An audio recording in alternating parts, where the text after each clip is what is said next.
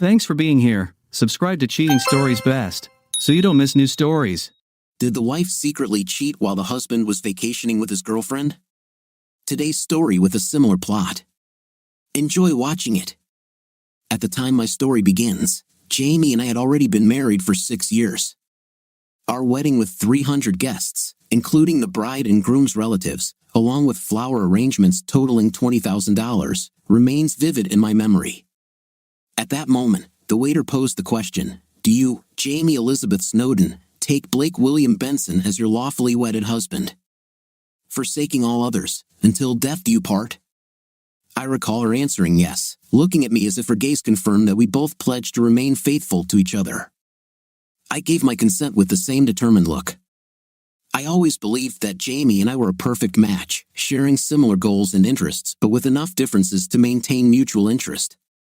For instance, she was always competitive and athletic, while I preferred tranquility and compromise. Although I may appear fit, I've never had the drive necessary for real athletic success. She is outgoing and easily makes new acquaintances, whereas I prefer a small circle of close friends from affluent backgrounds. Jamie received an excellent education at one of the best schools on the East Coast and works as a sales representative for a pharmaceutical company. Her success is partly due to not only her education and intelligence but also her appearance. It seems pharmaceutical companies prefer attractive employees to liaise with doctors and hospitals, perhaps to distract them from sales tactics. In any case, her appearance, including her height of 170 centimeters, weight of 54.5 kilograms, long blonde hair, and bright green eyes, helps her succeed. She even obtained the right to sell tablets in her territory.e. Jamie explained to me that her job requires frequent trips away from her apartment. This is because she's responsible for a specific market of tablets. Although I don't always understand it, I don't like that she's often absent 3 nights a week, and sometimes weekends. I miss her company and often spend evenings with friends, bowling, or going to the cinema. Unlike her, my job doesn't require travel. I develop and sell software for energy-efficient systems from my home office. I invented the product I sell and manage equipment production in the suburbs. As a result, I spend a lot of time at home and know most of my neighbors, although in American apartment complexes, this is rare. But I agreed to do the accounting for the association. In our condominium, there are 4 duplex apartments on each of the 2 floors and a single-level apartment on each floor. The duplex apartments have an office and 3 bedrooms, as well as a kitchen, large living room, and 3 large bathrooms. Single-level residences have a small living room, kitchen, bathroom, powder room, 1 bedroom, and a small closet. A single-level unit, 5B, next to our entrance, 5A, on the 5th floor, is rented by a woman who looks too young to afford the rent for an apartment in our luxury building. I'd guess she's 23. Jamie and I are only 29, so I think a lot of people in the house think the same about us, especially since we own our apartment rather than rent. The young woman's name is Cecile Wilson. Most residents are not home during the day on weekdays, so they are unaware that Cecil is at home most of the week and often receives 2 to 4 visitors a day, all men. Cecil's appearance and the flow of male visitors led me to the conclusion that Cecile was most likely a high-priced call girl.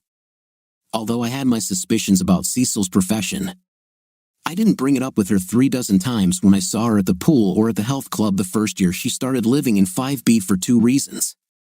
1, while she doesn't bother anyone, I don't care what her profession is. And 2, it's not something to talk about in casual conversation. What is Cecil's appearance, you ask? Surprisingly, the first year she moved into 5B, I only saw her wearing makeup twice that I remember. At the pool, she usually wore a conservative one-piece suit, and at the gym, she wore exorbitantly bulky shorts and t-shirts. In the hallway or when she walked to and from the lobby, she almost always wore pants and a long-sleeve shirt. In public, she usually wore her long, shiny brown hair in a bun and usually wore bulky black glasses. Although I was sure she had 20/20 vision, the lenses looked like regular glass. She clearly tried to hide her natural beauty when she was not communicating with clients, but she could not completely disguise her magnificence. Cecil has an almost perfect face, massive breasts that even conservative outfits cannot hide. Extremely long legs with hips that any artist would gladly try to reproduce on canvas or in stone, and an ass coma with her sculpted hips. She is almost 5 feet tall and slim, but not too skinny.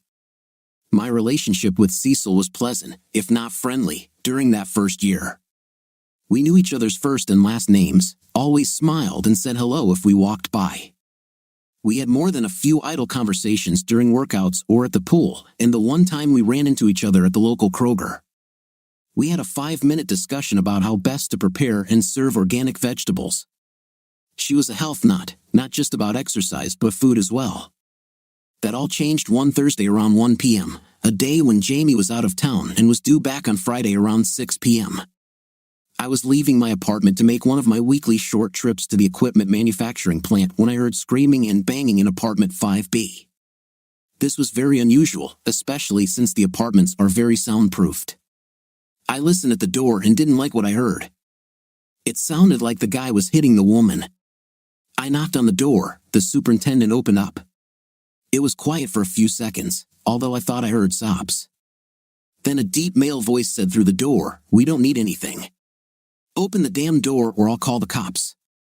I replied, still hearing the sobs. A big guy opened the door and yelled, "It's none of your business. Get thee away from me and my girlfriend." He was going to say something else, but when I saw Cecil on the floor and what I thought was blood, I didn't let him finish. In my keychain, I have a cheap self-defense tool. I don't even know what it's called, but it's a very hard piece of plastic with a straight part with holes for the fingers. 2 rounded ends that extend beyond my hand when I hold the straight part, and a stub with an enlarged head that goes between the 2 fingers. The nasty guy was taller than me, although I am 188 centimeters and probably 14 kilograms heavier. So I took the tool in my right hand and hit him with all my might in the mouth with the enlarged head of the stump. He backed away as I moved towards him and hit him a second and then a third time. The third time, he tripped over Cecil's prone body, hit his head on the marble floor of the foyer, and was gone. I helped Cecile up, led her to an easy chair, and closed the front door. She had a black eye, bleeding from her nose, and scratches on her arm and leg. She was wearing a negligee, and despite my best efforts to focus solely on helping her, I couldn't help but notice her phenomenal breasts and otherwise fantastic body. "Are you okay, Cecil?" was my first stupid question. "Can I get you something?" "I'm hurting right now," she made a sounds, and then, taking a deep breath, she continued, "I'll be fine, but could you get me some paper towels for my nose and a cold compress from the freezer?" I quickly complied with the request, and while she applied a compress to her eye, I wiped the blood from her nose. "Who is this?" I asked, nodding my head towards the lying hooligan. "An angry customer," she muttered. "We should call the police," I said, finishing with her nose. "No cops," she answered quickly. Over the next few minutes, we returned again and again to the question of calling the police, but it was clear that she did not want to do this. No doubt because she did not want to come to their attention for what might be called a girl. Finally, I gave up. "I have an idea. I don't want him to think he can do it again. Do you trust me to take care of him?" "Yes, as long as it's not in my apartment," she muttered, wincing, clearly in severe pain. I quickly went to my apartment, grabbed a couple of zip puffs, a bottle of water, a bottle of booze, and, for the first time, it was beneficial. Besides the money Jamie brought in being married to a pharmaceutical sales rep, some sleeping pills from her stash of legal pills. When he arrived, he turned this huge around and tied his hands behind his back with 2 zippers. Then he turned him over on his back and splashed cold water on his face. He woke up. I picked him up. He was too heavy to carry. Took the keys out of his pants and took him downstairs. I asked him to point to the car, sat him in the driver's seat, locked the doors, and left the keys under the driver's seat. Then I gave him 2 sleeping pills and a double shot of booze. I helped him take the pills down with water and then talked to him, trying my best to convince him that he would never come to our house again until the pills had the desired effect on him. When he was already on his way to the land of Lala, I poured alcohol into his mouth, cut the puffs, and put them in his pocket, started his car, and then locked it. I then called 911 to report a drunk sitting in a stopped car in the parking lot of our condominium. I did not wait for the police to arrive, but went up to Cecile's door. It was still partially open, so I knocked, opening it further. "Cecil, this is Blake. Can I come in and see how you are?" I heard her mutter, "Of course, come in."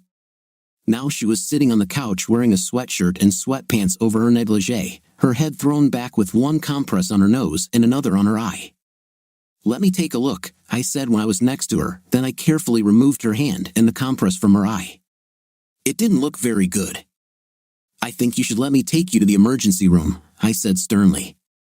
She began to protest, but I said in an even more stern voice, "Cecil, I'm not a doctor.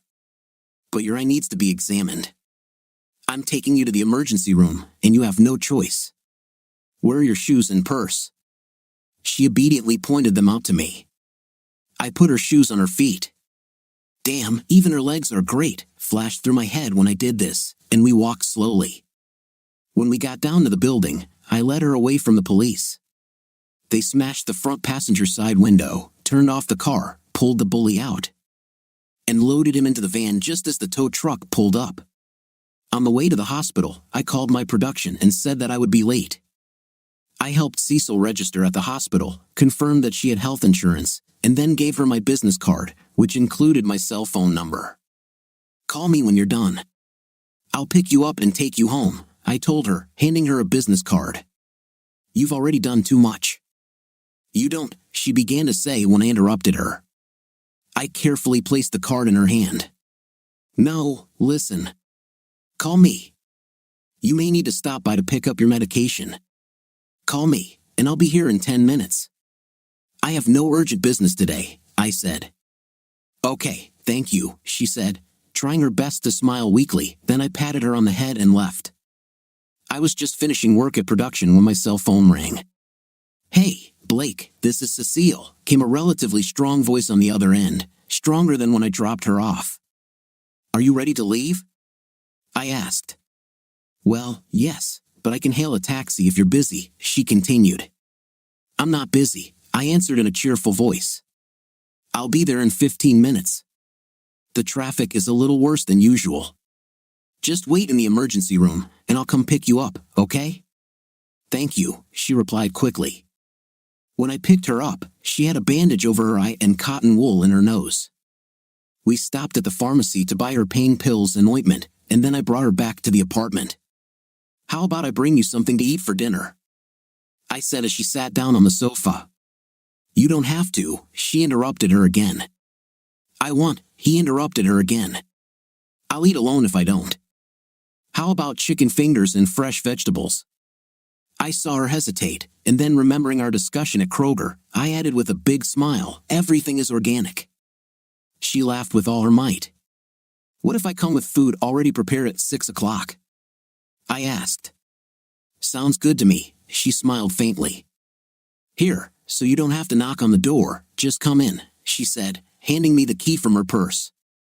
I brought food as well as a bottle of wine and a large bottle of seltzer, and at 6 o'clock in the evening, I entered the apartment, taking the key she gave me. It was only then that I began to look around her apartment, as I had previously been too concerned about her condition. The apartment was sparsely but stylishly decorated, including several clearly original paintings. They weren't Van Gogh paintings, but they were fun and well painted. Cecil was sitting at the kitchen table. Her greeting and smile were much stronger than when I left her 3 hours ago. While we ate, we chatted about nothing in particular. "I can't drink wine with the painkillers I'm taking," she said as I poured her a glass. I stopped pouring. "Sorry, I didn't think about that. It's not allowed, but I need a couple of glasses," she grinned, nodding for me to pour more, which I did. "You're not going to take advantage of me if I fall into a trap, are you?" she asked with the semblance of a smile. "Then I'd be worse than that if I did that. But I don't want to because I'll have to carry your fifth place to your bed, so don't pass out," I chuckled. "I'll try not to do that," she replied. When we finished dinner and I cleared the table, I noticed 2 things. She didn't have some kind of reaction to the combination of pain pills and the glass and a half of wine she had drunk. Although she was still mostly sane, she suddenly wanted to have a serious conversation.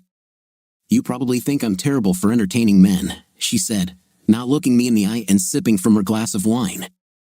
"Of course not.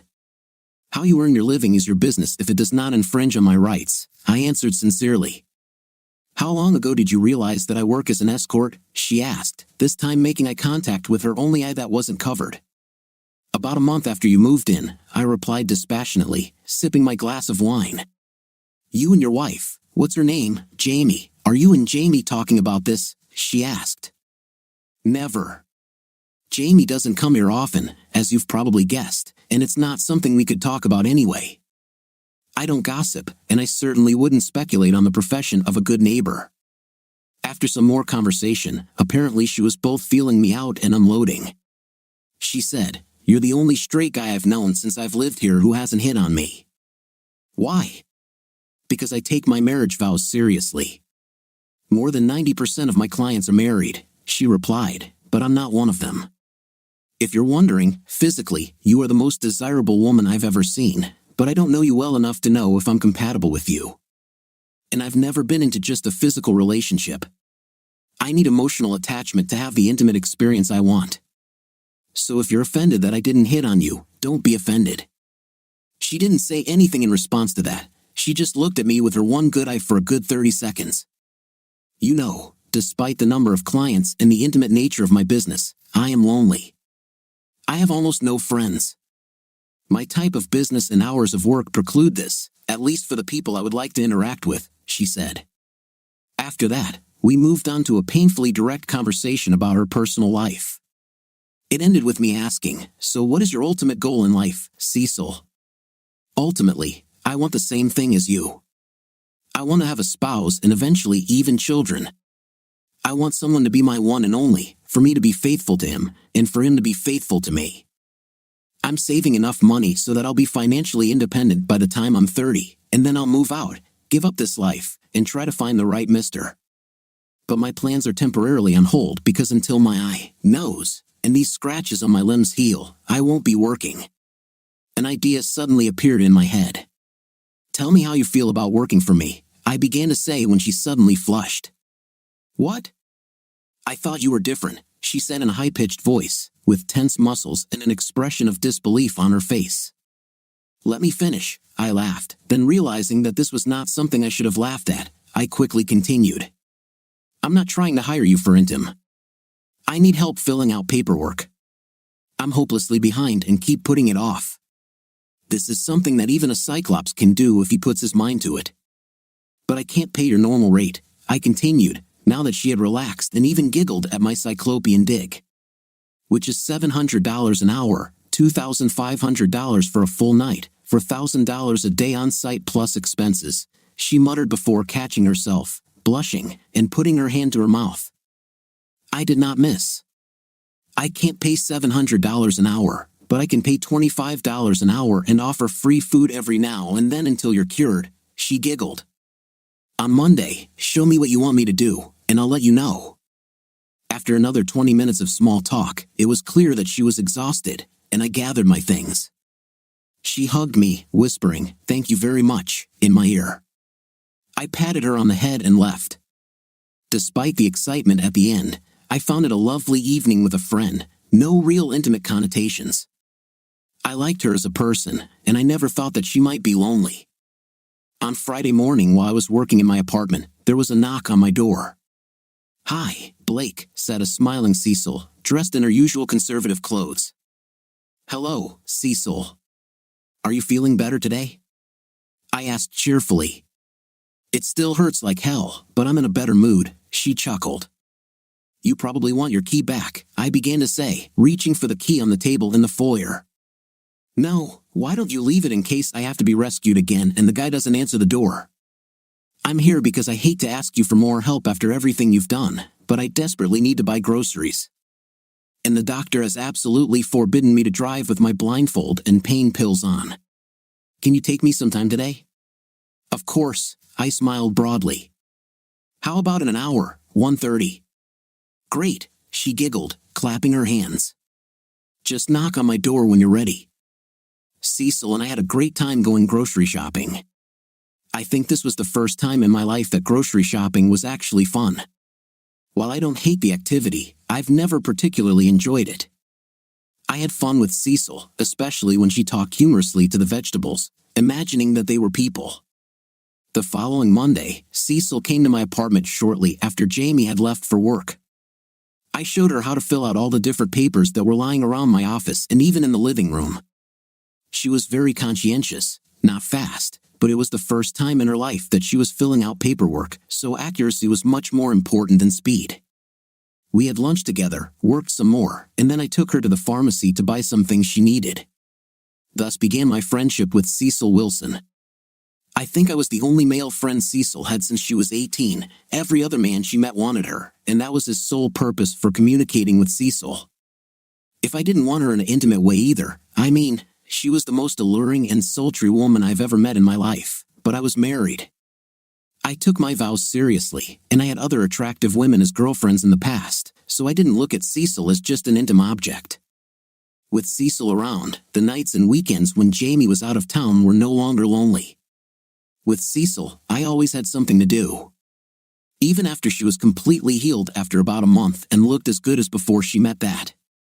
And since her regular work schedule consisted of morning and afternoon hours on weekdays with the occasional option to stay overnight or go away out of town, we did almost everything together on those evenings when Jamie wasn't around. I also encouraged her to go to parties and meetings sponsored by the condominium association and made sure she had a good time at each one. However, I realized that I couldn't take her on excursions with my male friends. They were too busy either trying to hit on her or drooling to be good company. So, she and I mostly went alone.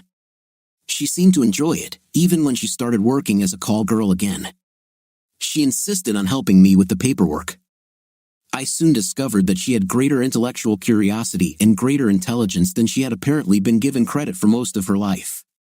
So I encouraged her and started teaching her about my business. When I tried to pay her for help, she always put forward some conditions. For example, a swim in the pool or how much time we could study in the orbit rec for double payment or nothing. More often than not, I ended up paying nothing, which seemed to make her happier than when I paid her double. I found Cecil to be one of the most honest and kind people I have ever met. She spent about 10 hours trying to find the owner of a small handbag with no ID but nearly $100 in cash in it that had been lost in the swimming pool. She eventually succeeded. She told me a story about a client who developed health problems during intim, and she took him to the hospital and gave him his money back, despite his protests that she should keep it. She cried when she couldn't save a little bird that crashed into the window in the lobby of our building. She found a lost puppy and returned it to its owner, refusing a reward. She tipped the paperboy extra, never gossiped or said anything bad about anyone, and never acted rudely or meanly, even when boys hit on her. About 8 or 9 months after Syl and I became best buds, she surprised me by showing me an application for admission to the local community college. "I want to get an associate's degree in business administration," she announced with a wide grin on her face. "Can you sometimes help me with homework?" "Of course, I can," I said. "I'm so proud of you." She was absolutely delighted by this comment and ran up to me and hugged me tightly. Every time she did this, I had to make sure that my crotch was at a distance from hers. But I'm afraid that this time she hugged me so long and tightly that I think she must have known about my arousal, but none of us paid any attention to it. I was pleasantly surprised that as Jamie learned more and more about my friendship with Cecil, she did not become jealous. I think this was due to several main factors. First of all, Cecil and I never showed our affection in public. In private, we never did more than hug or kiss chastely on the cheek. The second reason was that we developed a great cover story for Cecil's profession. Third, Cecil began helping Jamie with paperwork, for which Jamie was very grateful. Fourth, I convinced a longtime gay friend of mine, who wasn't open but I'd known he was gay since high school, to serve as Cecil's boyfriend at a condo association party and even go on occasional double dates with Jamie and me. Of course, there must be a problem. Life is never as smooth as it has been for me in the last 2 years. On Sunday morning, after the phone call, Jamie had to rush out of town on business, and she was much more distracted than usual when she left. As she left, she pulled out a jumbled pile of documents from her briefcase, placed them on the coffee table, and asked me if she could ask Cecile to sort them into folders. I answered, certainly. I was very disappointed with Jamie's quick departure because that day we were supposed to go apple picking, which happens once a year, and I really enjoyed it. Shortly after Jamie left, I sent Cecile a message. Jamie left on the bus. Will you be picking apples this afternoon? She quickly replied, let's go at 11 or any time after 2. Okay, after which a happy expression appeared on the screen. We had a great time picking apples and eating apple cider donuts. Even though several college guys struggled to look down Cecil's shorts as she stood on the stairs and stared at her in the donut shop.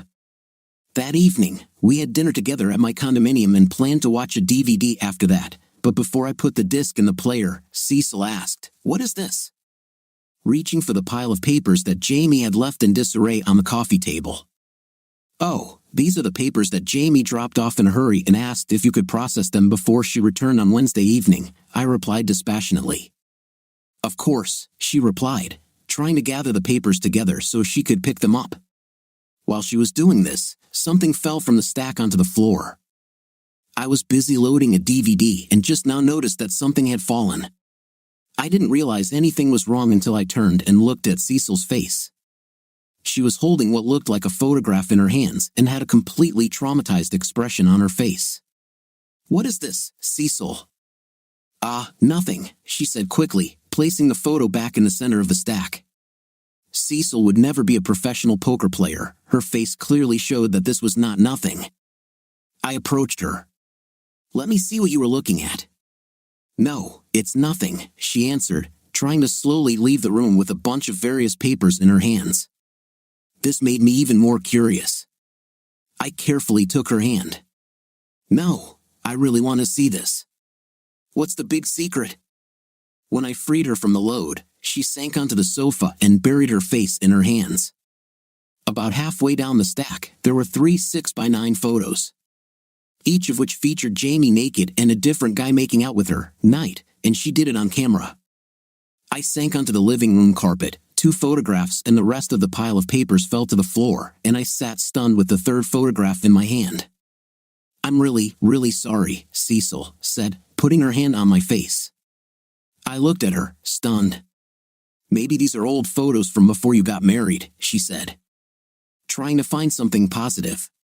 "She only got a butterfly tattoo on her left shoulder 2 years ago," I muttered in response.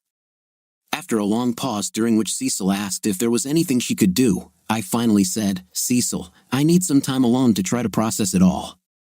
Even though you are my best friend, I don't want to talk to anyone right now, please." I'm sure there were tears in my eyes. I know Cecil did too when she hugged me just before she left. After half an hour of crying, I slapped myself and said in the mirror, "Action, not pity, you weakling." I ran around the house like a whirling dervish, looking in all of Jamie's dresser drawers, the boxes she kept on closet shelves in several different rooms, and her office files. One of her desk drawers was locked, so I opened it. I found at least a dozen incriminating, terrifying pieces of evidence. The question wasn't whether Jamie cheated on me, but for how long and with how many different guys. I went through many stages of anger, humiliation, irritation, and shock. The only constant theme was how could I be so damn naive? I didn't sleep that night. On Monday, I looked and felt like hell. I didn't get much work done, and I had even less luck deciding what I was going to do with Jamie. Around 2 o'clock in the afternoon, I heard a knock on the door. It was Cecil with a pitcher of margaritas, which was quite surprising because I'd never had more than one at a time in my life, and I'd never seen her drink more than one either. Cecil burst into my apartment. "Listen, stud," she said, putting the jug on the coffee table. "I canceled my meeting for today. I called your production assistants and told them you wouldn't be working this afternoon. We're going to get drunk as hell. Tomorrow you will decide what you will do with your little wife." I started to protest, but it was no use. Throwing all of Jamie's papers that had fallen on the floor the night before, except for 3 photographs, towards our fake fireplace. I took the glass Cecil was holding out to me and took a sip from it. God, it burned. Cecil was focused on making me not only drunk but also happy. After an hour of hilarious stories and 6 drinks, maybe more, I lost count. She finally succeeded. I passed out before it got dark outside. For the first time since I graduated from college 7 years ago, I was lying on the floor next to the sofa, and Cecil was lying on the sofa with one of her arms hanging down and touching me. After some time, I began to hear ringing in my ears. After the third time, it stopped and started again. I determined it was a landline phone. I stumbled towards it and had enough sense to look at the caller ID. It was the cell phone. I pulled the telephone plug out of the wall, returned to the sofa, moved Cecil over, and fell asleep cuddled up to her. Cecil and I woke up in unison in the middle of the night. I think it was more like 4 in the morning than night. Her first comment, made with a mischievous smile, was simply mind-blowing. "You're the first guy I slept with who didn't try to murder me." I started following the program. "When you look at yourself in the mirror, you will understand why, Brumhilda," I muttered in response. "You're not a prize yourself, to be honest." "I can't tell if I'm talking to your face or your fifth place," she replied and then laughed hysterically at her joke. We both got up, went to the bathroom, drank some water, and then fell asleep next to each other fully clothed on the covers in the master bedroom. I woke up around 8 o'clock to the smell of bacon and eggs. I stumbled down the stairs to the kitchen. "Breakfast for 2, said Cecil in a sing-song voice. "I thought I'd have to light a stick of dynamite to wake you up," she laughed. I feel like crap and cringed when I saw myself in the mirror. "This is definitely the worst thing I've ever seen in my life," I said out loud. Then I looked at Cecil. She clearly took a shower, changed clothes, and even put on light makeup. She looked like $1 billion. "No one should look that good ever, especially after being hanged the day before," I said. "I hang out with you because of your charm, not because of your looks," she grumbled in response to my criticism of how I looked in the mirror while turning an egg. "Now sit down on a chair and try to hide your face behind the box of cereal so I can have breakfast in peace." I didn't realize how hungry I was until I started eating. The food was delicious, very tasty, and I inhaled it almost as much as I ate it. "I'm glad to see that a man appreciates my cooking," Cecil laughed as I finished the third egg, 200 g of bacon, and the fourth piece of toast. "Are you going to finish this bagel?" I asked, pointing my empty fork at the buttered bagel quarter sitting on the edge of Cecil's plate. She laughed and tossed it onto my plate. It disappeared down my esophagus in a matter of seconds. After Cecil put away the dishes and loaded the dishwasher, she took my heat between her hands and looked me straight in the eyes. "Today, I'm busy and I have an overnight stay, but I'll be there tomorrow afternoon. Let me know if there's anything I can do. But before you do anything hasty, you need to talk to Jamie in person. Do you hear?" "Okay," I muttered and then nodded my head several times to emphasize the point. Cecil kissed me chastely on the lips for the first time in my life. "You're disgusting," she giggled. "Shave, shower, and brush your teeth before you do anything else." I laughed, nodded, and she left. By the end of the day on Tuesday, I had completely sobered up, cleaned the apartment, photographed all the evidence, or read it digitally into the computer and saved it on a flash drive. I didn't talk to anyone except my software assistant and my production foreman. My cell phone was full of messages, mostly from Jamie, but also from her parents and even mine. I didn't want to talk to her, and I thought it was just fine that my inbox was full and my landline was disconnected. I had pretty much decided what to do but was still working out the details when Jamie burst into the apartment frantically on Wednesday morning, 12 hours before she was due to arrive. I saw it was her and turned away. "Blake, I was so worried," she said with genuine concern in her voice. "You weren't answering your calls, and I was sure something had happened. What the hell could be wrong, my dear faithful wife?" I chuckled with as much sarcasm as I could muster. She turned white and raised her hand to her mouth. Her eyes fell on the papers she had left on the coffee table, still there but now in a neat stack. She began to tremble. "Let me show you my little pile of treats," I said with the same sarcasm as in the previous statement, took her hand, and led her to the evidence, which I laid out on the kitchen table. "Maybe you can explain this," I barked. After several deep choking sobs, she began to babble, "Blake, I love you." It didn't mean anything. I got so competitive and wanted to be number one in sales. I just made a few business deals. "I'll stop, I promise. We have to get through this. You are the only one for me." I will get pregnant, and we can start a family, etc., etc., etc. Finally, I passed out. I walked into the master bedroom, grabbed all of her clothes from the closet and dresser drawers, not caring what state I left them in, and threw them all into the guest room. Some things fell on the bed, most on the floor. Jamie stood in the hallway sobbing and then fell to her knees. When I was done, I went into the kitchen, found the lock I had bought the day before at the hardware store, and installed it on the master bedroom door while she continued to sob and repeat no, no, no. Once the bedroom was locked, as well as my office, which already had a decent lock on it, I left.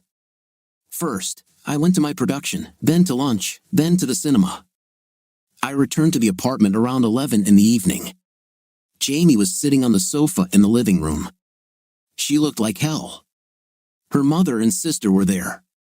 "Why are you here, Candace?"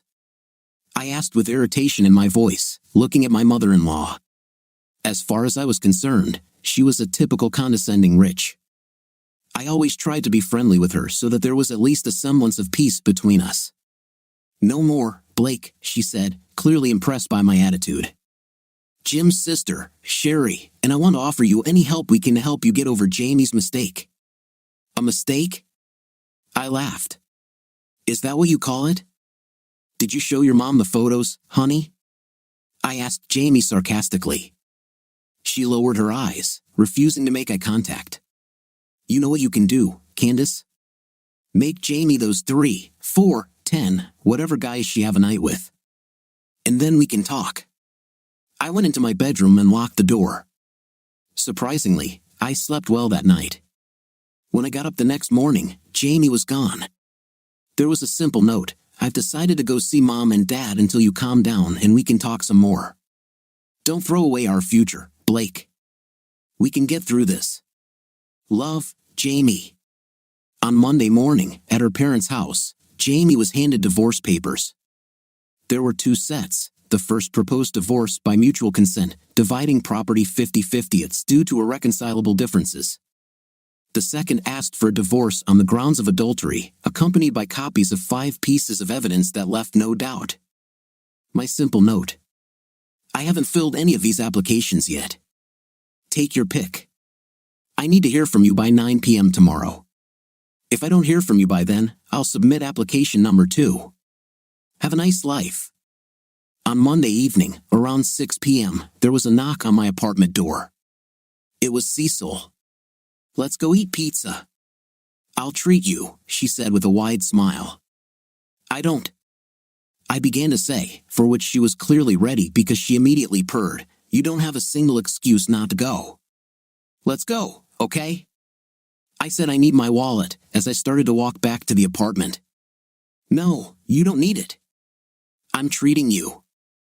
You only need the keys." She smiled, took my hand, and pulled me out of the apartment, at the same time picking up the keys on the table near the door and handing them to me. We ate at our favorite pizzeria, with all organic ingredients, of course. Cecile tried to be as cheerful as possible, which helped a little, although I was still sullen compared to my usual demeanor. When I was full, since we were in a secluded part of the restaurant, she took my hand and asked, "Have you decided what you will do?" "Yes," I said. I sent her 2 sets of divorce papers today, one conciliatory, the other hostile, and told her that it was her choice. I'll serve one of these tomorrow morning. No chance of reconciliation. I thought long and hard about this. I just can't forgive or forget. Loyalty is very important to me. And it's obvious she doesn't care about that. I don't even intend to talk to her anymore. Cecil continued to look between my hand and my eyes. Finally, she spoke. "When your divorce is final, I want to get you first." "What?" I asked, sure that I had not heard her words. "You're my best friend, plus I'm in love with you. As soon as we go on our first date, I'll quit my current job. I'm confident enough to find another job, and I don't care if it doesn't pay a penny. I have enough savings to last me until I get you. And I will if you give me a chance." I was stunned. I had no idea that Cecil was actually in love with me. She interpreted my silence as restraint rather than shock. I wondered how the hell she didn't realize that not only would I give her a chance, but I would fall madly in love with the goddess who was already my best friend. Just the thought of intimacy with this supernatural creature suddenly made not only my manhood and my trousers tremble, but my whole body. I know you probably won't want to have an ex-call girl as your girlfriend, but I promise you won't regret it if... Shut up! I barked. Then I stood up and kissed Cecile hard on the lips. After a couple of seconds, she understood the program, rose from her seat, and we kissed passionately across the table. When we finally parted our lips, I sat back down. If you're crazy enough to be in love with me, let me tell you my plan. We keep our relationship as is until 2 weeks before my divorce becomes final. At this point, you quit your job, I sell my condominium, and you break your lease. The day the divorce is final, we go to a resort for a week, and if after that you still want a relationship, we move to another part of the country, rent an apartment together. And if you're still crazy enough to want me, we get married. Cecile put her hands to her mouth and began to cry. We held hands as we walked back to our apartments. I had never felt so alive, and Cecile was practically delighted. I knew that night that I wanted the plan we made after the pizza to work more than anything else I had ever wanted in my life. However, I was expecting complications, and the first one came when Jim's father, James, called at 7:50 a.m. When I heard his voice, I tensed. "Hello, Blake. This is James Snowden. I was hoping I could get Jamie an hour off your 9 a.m. deadline so we could meet. The meeting won't change anything, James. Blake, you have nothing to lose. If after an hour-long meeting with me you still want a divorce, I guarantee that Jim will choose the irreconcilable differences option. And things will move forward quickly. Please, you owe me this." I didn't know him a damn thing, but given how I wanted my relationship with Cecile to develop, the speed was right. "Okay, when will we meet?" "I can be with you in half an hour." "See you later," I said, hanging up. The meeting with James was useless except to confirm that he has no idea what I'm really like. Basically, he was trying to convince me of how economically beneficial it would be for me to stay married to Jamie, how rich I would end up being. He did everything he could to keep me married, but he also offered me $2 million in cash and promised that Jamie would sign a post-nuptial agreement, which he guaranteed would give me another $2 million if she ever cheated again. Sorry, James, you did everything you could for your little girl. But there will be no deal. I'm still trying to understand why she wants to stay married. I would assume she would be happy if I didn't get in her way. Cheating wasn't her style, Blake. She just lost focus on what was important. Sorry, I won't do that. Don't forget to ask her to deliver the signed papers to my lawyer this morning. James looked sad when he left, perhaps not because he was getting rid of me, but because his little girl had to go to a psychiatrist. Finally, the day has come, the divorce was final. Both Cecile and I moved out of our apartments after 10 days. I sold my apartment and all the furniture in it, except the computer equipment that Jamie didn't need, and Cecile's 30-day lease was up, and she sold her furniture too. I have almost completely completed the sale of the hardware of my business to my employees. Jamie did not appear in court. Only her lawyer for the final hearing. I showed up only because I immediately wanted to get my hands on a copy of the resolution. After the trial, when I knocked on the door to apartment 5B, my luggage for the trip to the resort was already packed. I expected Cecile to be ready to go. She was indeed ready, but not for the trip. She was naked, except for her high heels and ankle bracelet. We have time to spend together before we head to the resort. Besides, I don't think you can handle a 2-hour drive, she giggled, pointing at my noticeable excitement. Cecile pulled me by my tie into her apartment. Since her bed had already been occupied by her customer, the couch cushions lay on the living room floor. Finally, I came to my senses completely, rolled onto my side. I felt a delicious impulse in my spine as my manhood left what was now his favorite place in the world and looked up into her face. She smiled widely. "Those were the first 2 real climaxes I've had since I can remember," she chirped, still grinning. "Do you know why?" "Because I'm such a wonderful night god," I laughed in response.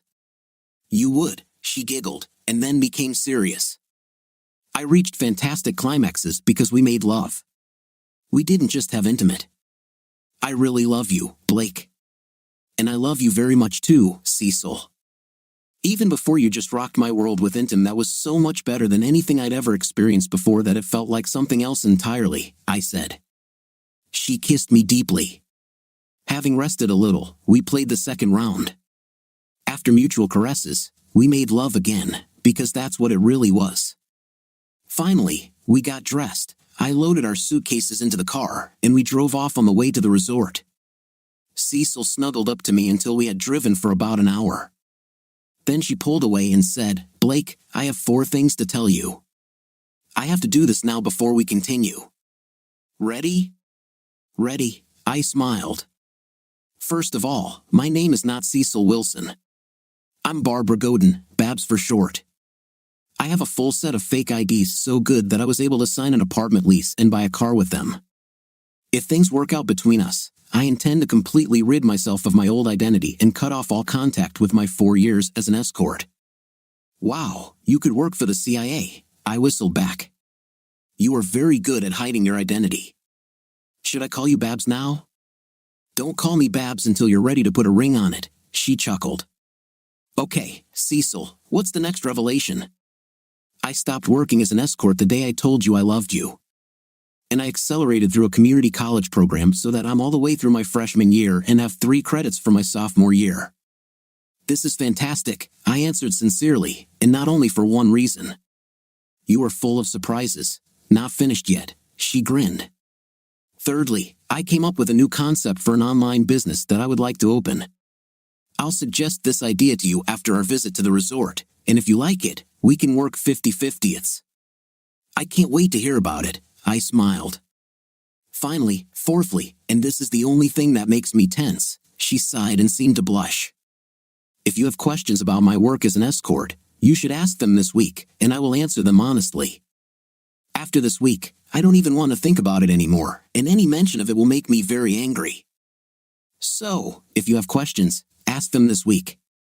It was obvious that the topic made her nervous, since I had long ago decided that I didn't care about her past profession. Although I'd be lying if I didn't admit that I was very glad she stopped working as an escort over 2 months ago, I had nothing else to think about. I would like to ask her, but I couldn't just leave her hanging. So, I came up with what I thought was a clever answer. After an appropriately long pause, I said, "I really only have one question, and I'll leave it at that." She looked at me expectantly. "You said you charged $700 an hour, right?" "Yes," she answered hesitantly.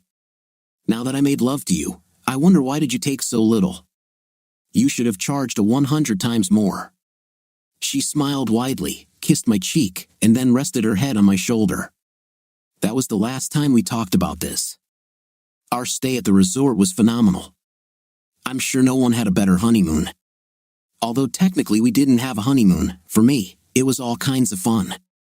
Like snorkeling, swimming, jet skiing, hiking, playing beach volleyball, archery, drinking with my best friend, and then dancing, hugging, and kissing a goddess. That's not even counting the night, which was truly otherworldly. The only, and I mean the only, problem I had after 7 days was that the man's tool and tongue were so sore that it hurt. But it was a truly contented and satisfied pain because I was the happiest I had ever been.